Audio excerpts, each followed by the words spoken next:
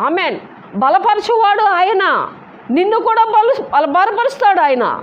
ఎందుకనంటే ఆయన వైపు చూస్తే ఆమెన్. ఏ సమస్య అయినా ప్రార్థనాపూర్వకంగా జయించవచ్చు. ఆమెన్.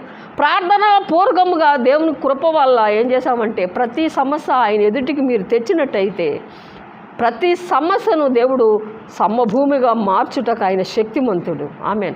ఆ శత్రువు మా ముందు అభివృద్ధి పొందుతున్నాడు, మేము రోజు రోజుకి దిగజారిపోతున్నాం. దేవుని స్తోత్రం. చాలా మిక్కిలి హీన స్థితిలోకి మేము వచ్చాం. దేవుని స్తోత్రం. కానీ ఆయన నామాన్ని మేము వదిలిపెట్టలేదండి. స్తోత్రం. అది మాకు మంచిదయింది. ఆమెన్. ఏ విషయంలో అయినా నిరాశ పడతాయి. ఒక్కోసారి నిరాశ మీ జీవితంలోకి వస్తే దాన్ని రానివ్వకండి. దేవుని స్తోత్రం. ఆయన నమ్మదగిన వాడు, మిమ్మల్ని పిలిచిన వాడు నమ్మదగిన వాడు.